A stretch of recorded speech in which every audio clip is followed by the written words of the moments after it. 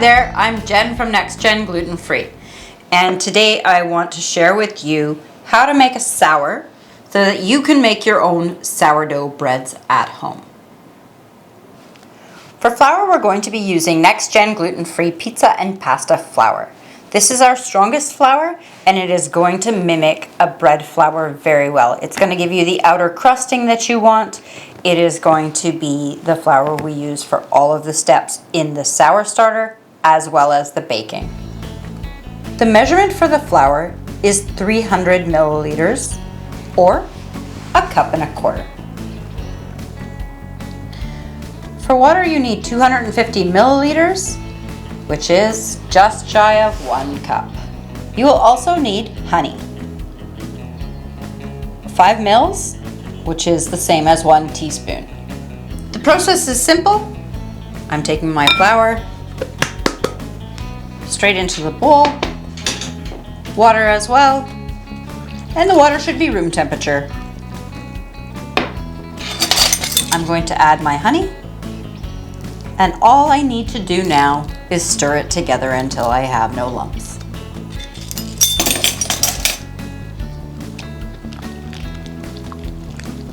If you don't feel like using honey or don't have it on hand, use another sweetener, agave, maple syrup, or even a little bit of sugar in the same amount. Just gives the yeast something to feed on, because the natural yeasts we're growing in here are going to want to consume the starches in the flour, as well as a little bit of that honey. Just gives them a little more food.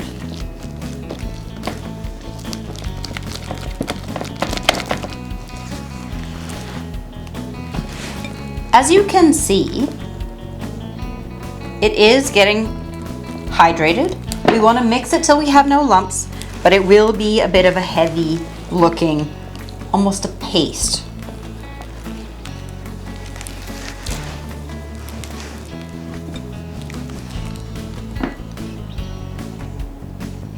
At the end of day 1, this is what it will look like. It's a bit of a heavy paste. It doesn't fall easily off my spoon.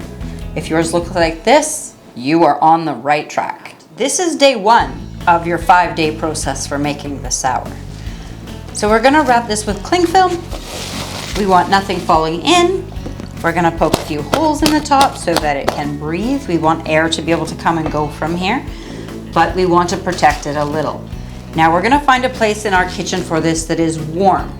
So not hot, but somewhere you would put your bread to rise anyway. So this will get covered with a tea towel, and we'll come back to it in a day. Day 2. We're gonna feed our starter half a cup of flour, and in it goes. We're also gonna feed our starter the same amount, half a cup of water.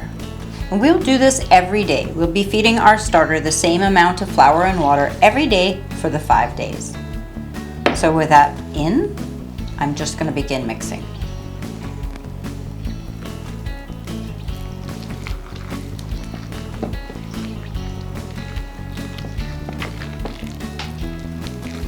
I'm mixing this by hand to show you that it's quite straightforward and easy.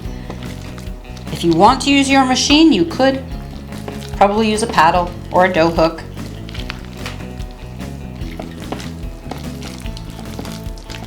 Just mix until you get everything incorporated, and then you do the same process of wrapping it, poking holes in it. Now when I look at my starter, I can see there is no water floating around in the bowl, there are no lumps of flour, so I'm quite happy with the incorporation. It only takes a few minutes. Now I'm scraping around this side.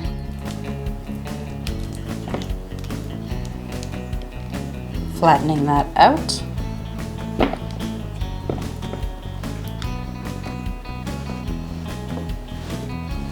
And now I'll wrap it.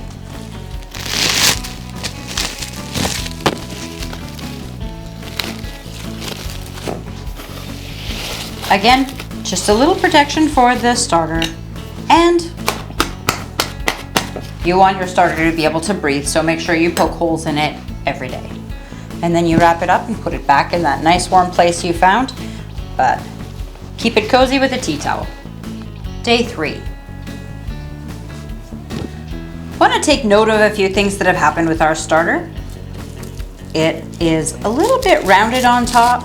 It looks good. That means there are bubbles. So let's have a look and see if we can look at the inside and see the progress of the growth of our yeast. Because you see those bubbles? That's telling us that we've done something right. Now we're gonna feed our starter, same as before, half a cup of flour and half a cup of water. This means that the yeast that's there will have something new to eat, something fresh. So it will consume the flour that we're hydrating with the water here. Sort of just cutting it together and then stirring it all in.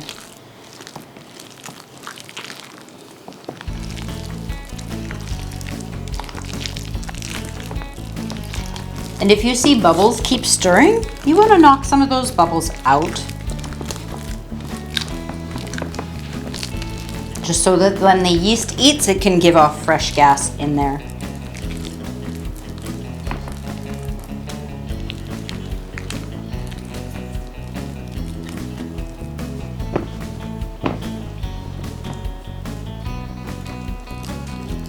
So it is still fairly heavy, but it will fall from my spoon.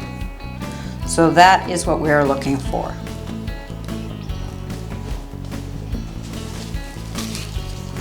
Wrap it up,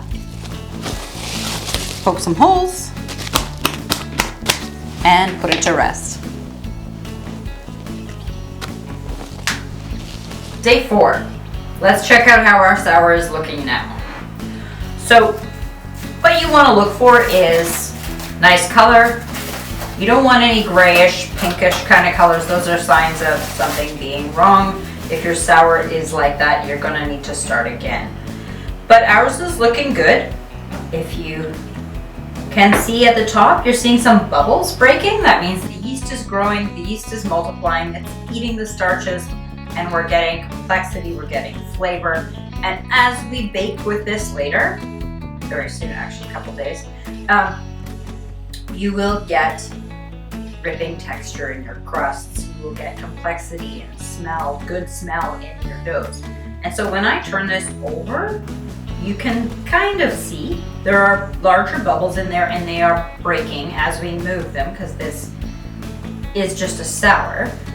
But the yeast has given off gas and is showing us that it's there because the dough or the sour was already starting to round a little, so that means it's pushing up with the air that's in it, and we're breaking the bubbles now, meaning the yeast has been eating and multiplying and growing. I'm just giving it a quick stir to show you what it looks like. It's still quite a heavy paste. That's good. So again, today I'm adding half a cup of my flour, all of it, and half a cup of water. And the process is the same. You're just stirring it in, you're gonna cover it after it's done.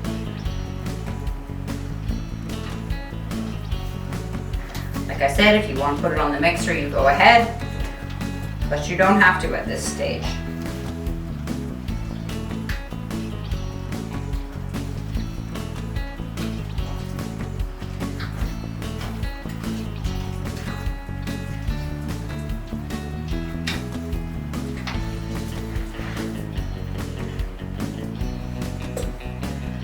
I'm going to cover this up, same as before. It's kind of a routine. We want to make sure it can breathe and cover it up and find a nice cozy place for one more night. Day 5. This is the day we get to pull some of our starter off of the batch and bake with it. So I'm going to pull that off first before I feed the starter and explain all of that. So for the recipe I'm going to show you, I need 3/4 of a cup of starter for my dough. So I'm just going to remove from here 3/4 of a cup. Just taking, and then I'll set it aside.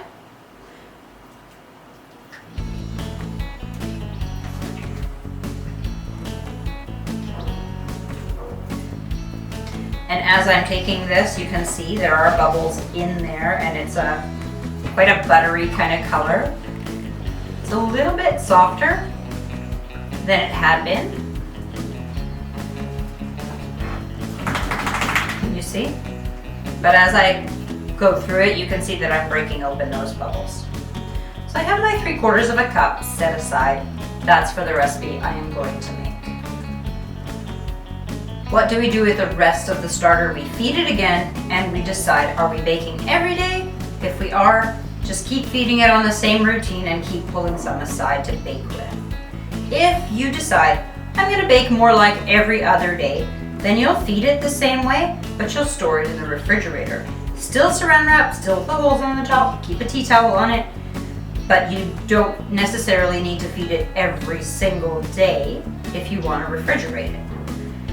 Now, if you need more starter because you've been baking often, you can change this measurement to a cup and a cup, just to increase the volume you have to bake with in the end.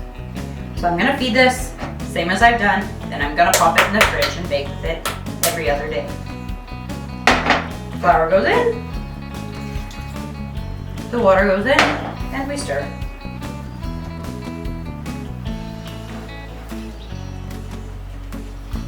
This is the consistency of the starter after I fed it. It is softer than it was, and that's fine. If for some reason your starter looks a little dry somewhere down the line, just give it an extra tablespoon of water. If it looks very runny and wet, give it an extra tablespoon of flour. Just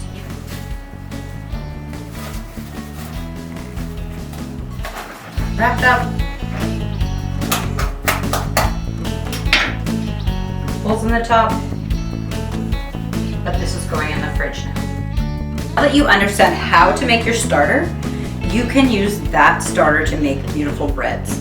Please follow along with us because we're going to be posting on our website as well as on YouTube videos, demos, recipes, how to make baguettes, sourdough loaves, and all kinds of other breads.